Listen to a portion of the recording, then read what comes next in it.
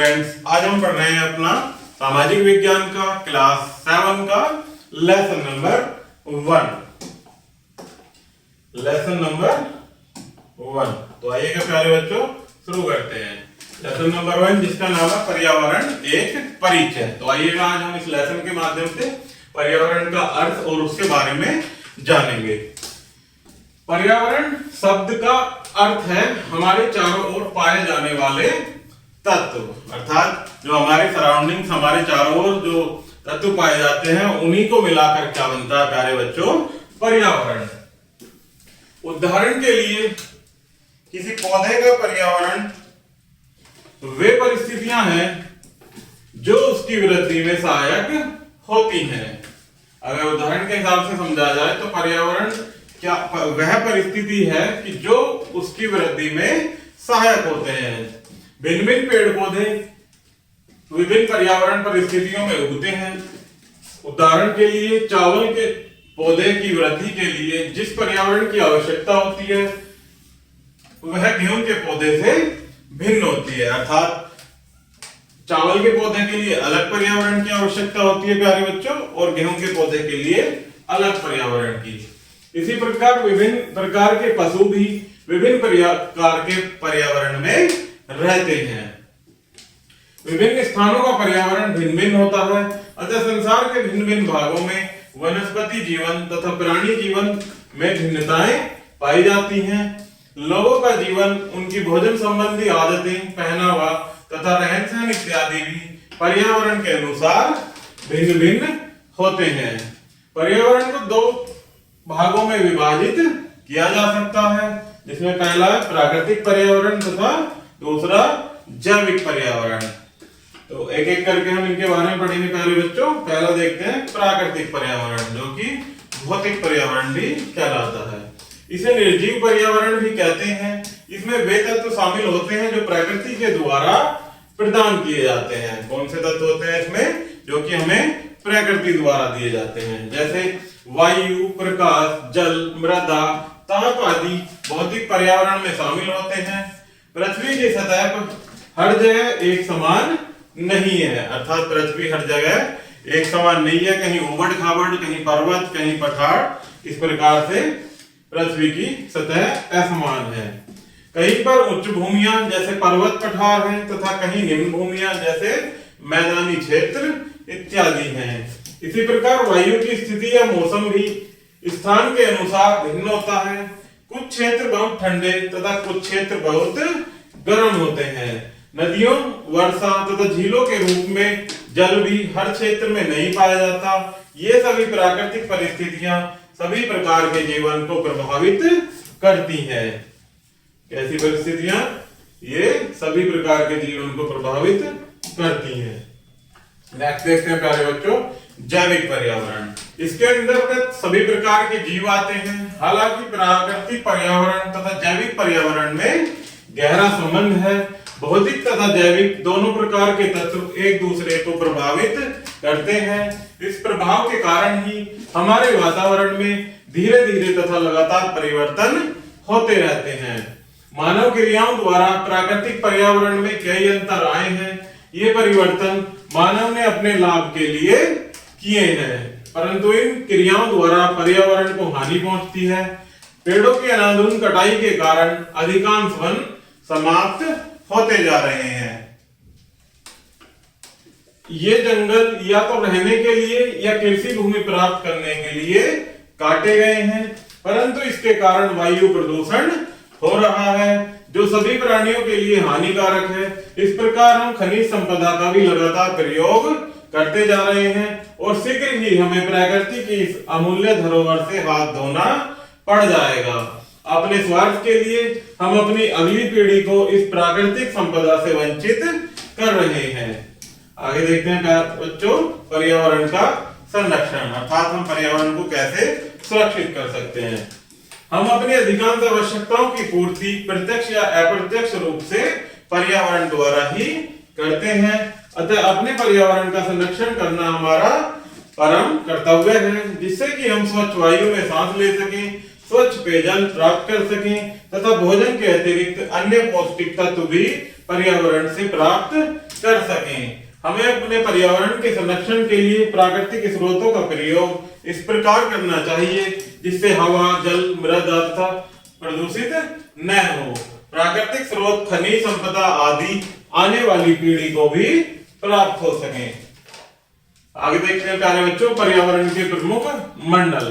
पर्यावरण के प्रमुख मंडल निम्नलिखित हैं, जिसमें पहला प्यारे बच्चों स्थल मंडल, इसके बारे में पढ़ेंगे। पर्यावरण का सबसे महत्वपूर्ण स्थल मंडल है। पृथ्वी की बाह्य ठोस परत स्थल मंडल कहलाती है। जो पृथ्वी की बाह्य परत है प्यारे बच्चों, ठोस परत, उसको क्या कहते हैं? स्थल मंडल। जो चट्टानों से बनी है। स्थल मंडल की औसतन मोटाई लगभग 100 किलोमीटर है। यह आप यहाँ चित्र के माध्यम से भी देख सकते हैं प्यारे बच्चों। वायुमंडल का जल में तैराव, संघनन और हिम पिघलकर जल के रूप में आने वाला। स्थल मंडल इसलिए महत्वपूर्ण है क्योंकि हम भूमि पर रहते हैं। हम भूमि की ऊपरी सतह मिट्टी में फल बोते हैं।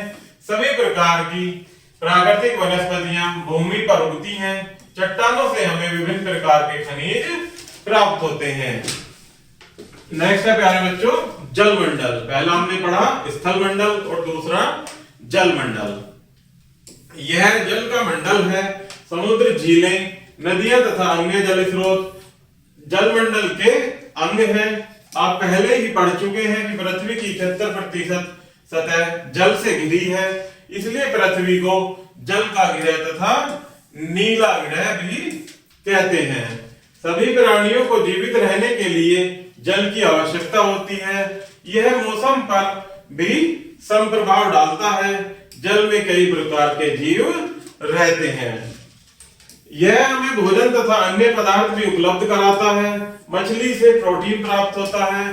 खनिज तत्व जैसे खनिज तेल और प्राकृतिक गैस भी समुद्र के जल से प्राप्त होती है। समुद्र, नदियां और झीलें जल यातायात के लिए प्रयुक्त होते हैं।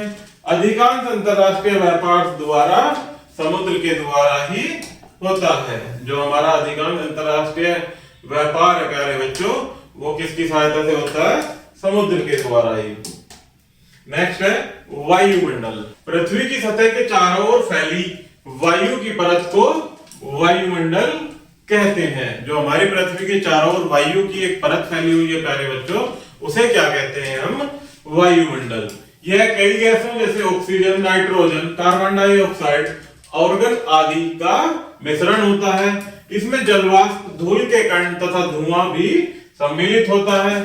वायुमंडल परिवर्तनशील होता है, अतः वायुमंडल में हर समय परिवर्तन होते रहते हैं। मौसम समय समय तथा स्थान स्थान पर बदलता रहता है। वायुमंडल भीषण ताप तथा हानिकारक पराबैंगनी किरणों से हमारी रक्षा करता है।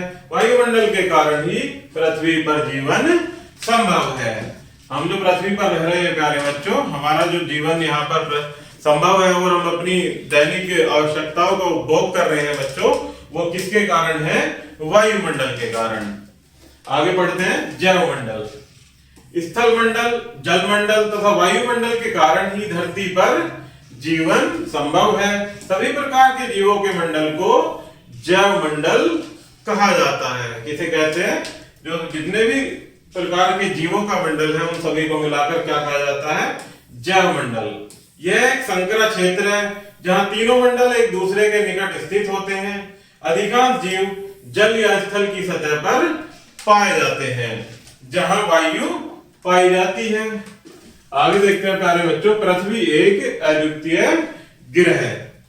पृथ्वी को सौरमंडल का एक अद्वितीय ग्रह माना जाता है। क्यों माना जाता है? तो एक पॉइंट वाइज हम पढ़ेंगे प्यारे बच्चों। पृथ्वी को एक सौरमंडल का अद्वितीय ग्रह माना जाता है क्योंकि पृथ्वी की सूर्य से दूरी सामान्य है।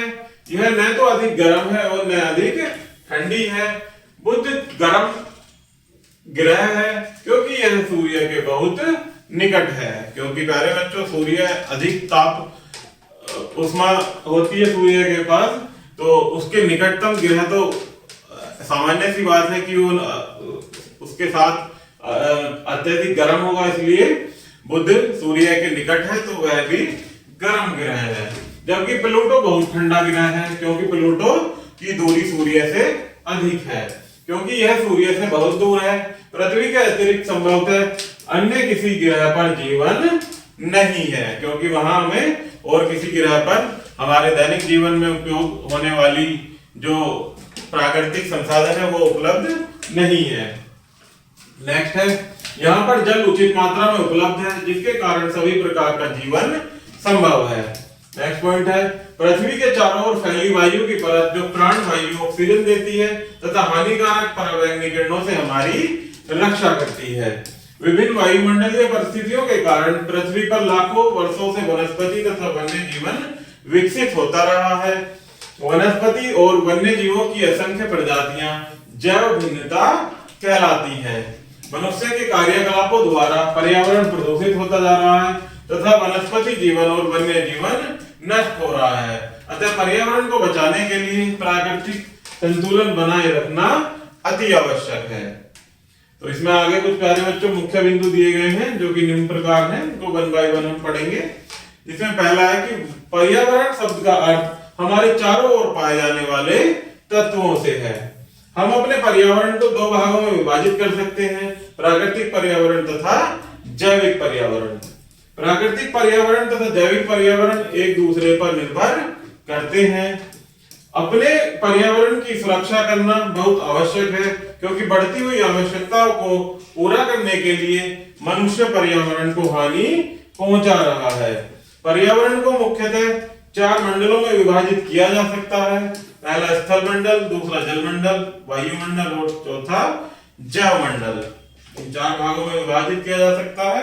तो इस प्रकार से प्यारे बच्चों हमारा ये लेसन यही समाप्त होता है। आशा करता हूं कि आपको यह वीडियो जरूर पसंद आई होगी। धन्यवाद।